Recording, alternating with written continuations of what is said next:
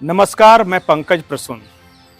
दोस्तों, आज खबर की जगह एक कहानी सुनाने जा रहा हूं।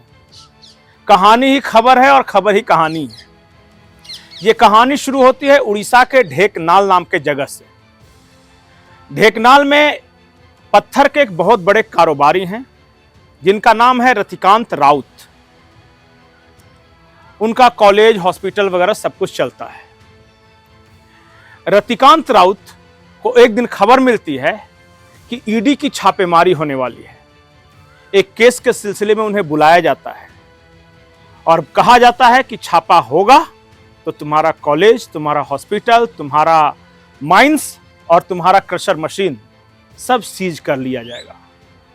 रतिकांत राउत घबरा जाते हैं। रतिकांत राउत को ईडी के जिस दफ्तर में बुलाया गया था, उस दफ्तर में काम करते थे ईडी के ही डिप्टी डायरेक्टर चिंतन रघुवंशी। चिंतन रघुवंशी के पास भागते भागते आए रतिकांत बाबू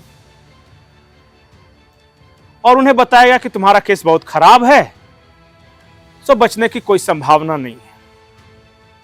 अब वो व्यापारी परेशान, करे तो क्या करे।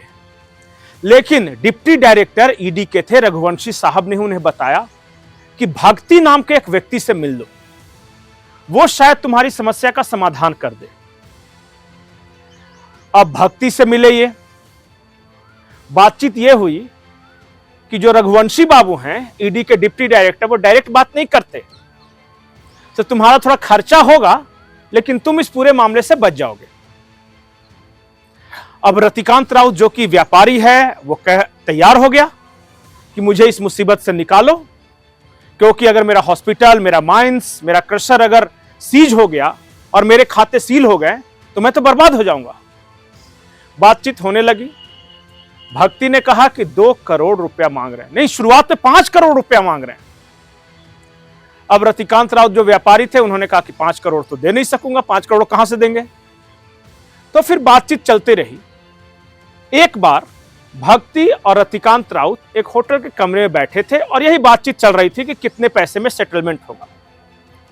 एक कोई फेस टाइम ऐप होता है, भक्ति ने अपने फेस टाइम ऐप से बात करवाया और सामने थे रघुवंशी जी, ईडी के डिप्टी डायरेक्टर।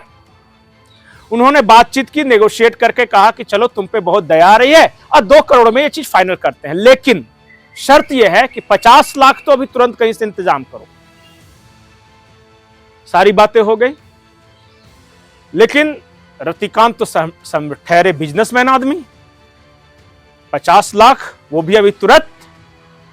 उन्होंने क्या किया, किस बात की शिकायत सीबीआई में कर दी बिना किसी जानकारी के। सीबीआई ने जाल बिछाया। रतिकांत राउत बिल्कुल बताए हुए पते पर, जगह पर 20 लाख रुपए लेकर पहुंचे और 20 लाख लेते हुए रंगे हाथों पहले भक्ति बाबू को गिरफ्तार किया, पकड़ लिया उनको। भक्ति बाबू ने कहा कि हम तो प्यादा हैं, हम तो बिचौलिया हैं, पकड़ना है तो ईडी के डिप्टी डायरेक्टर को पकड़िए। तो हुआ ये कि चिंतन सूर्यवंशी को भी सीबीआई ने पकड़ लिया। देश में शायद पहला ऐसा केस हुआ होगा कि जहां सीबीआई ने ईडी के डिप्टी डायरेक्टर को रंगे हाथों पकड़ लिया है। यह मामला देश की सुर्खियां बन गया। लोग कह रहे हैं रतिकांत ने तो बड़ा हिम्मत का काम किया। मामला हुआ, जांच हुई, उस फेस टाइम ऐप में जो बातचीत थी पता नहीं कैसे उसे निकाला गया। कुल मिलाकर उड़ीसा में काम करने वाले ईडी के डिप्टी डायरेक्टर चिंतन रघुवंशी जी बेहद चिंता में हैं, क्योंकि वो सीबीआई की गिरफ्त में है। यहां पर जिस संस्था को भ्रष्टाचार रोकने के लिए लगाया गया था, उसी संस्था के डिप्टी डायरेक्टर भ्रष्टाचार के ही आरोप में गिरफ्तार हो गए। शायद यही सब देखकर अन्ना हजारे ने कहा था चौकीदार ही चोर है, क्योंकि जिसे चौकीदारी के लिए लगाया गया वही चोर निकल गया। फिलहाल चिंतन रघुवंशी जी का मामला सीबीआई में है, ट्रायल चलेगा। साबित हो या ना हो यह अलग बात है, क्योंकि हमारे यहां अदालत की जो प्रक्रिया होती है उसमें बड़े लोगों का फंसना थोड़ा मुश्किल हो जाता है। उनके पास बड़े वकील होते हैं, उनके पास केस पर खर्च करने के लिए पैसे होते हैं, लेकिन हम इन टेक्निकलिटीज में नहीं जाएंगे।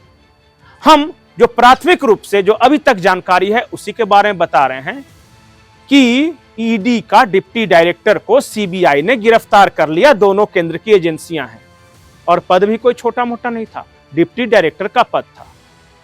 अब आते हैं अंतिम में छोटी छोटी पर मोटी बातें। कई जगहों से इस तरह की शिकायत मिली है कि ईडी के नाम पर या फिर ईडी के कुछ अधिकारी मामले को रफा दफा करने के लिए पैसों की मांग कर रहे हैं।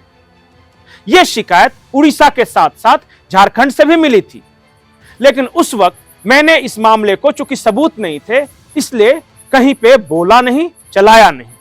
लेकिन जो उड़ीसा में जो मामला आया है उसके बाद शक होता है कि कहीं सही में झारखंड में भी ईडी के कुछ लोग पैसे लेकर केस तो नहीं मैनेज कर रहे थे, या फिर ईडी के लोग अधिकारियों के नाम पर कुछ लोग पैसे तो नहीं कमा रहे थे। यह नेक्सस सिर्फ झारखंड उड़ीसा नहीं, यह छत्तीसगढ़ में भी इस तरह का मामला सामने आया था। अगर शिकायत इतने व्यापक पैमाने पर है तो इसकी जांच भी व्यापक रूप से होनी चाहिए, पता जरूर करना चाहिए। और आज भी मैं दर्शकों से अपील करता हूं कि जो भी ये वीडियो देख रहे हैं, ईडी का कोई मामला आ जाए और कोई कहे कि पैसे लेकर केस मैनेज कर देंगे, तो एक बार शिकायत करके जरूर देखिएगा, फायदे में रहेंगे।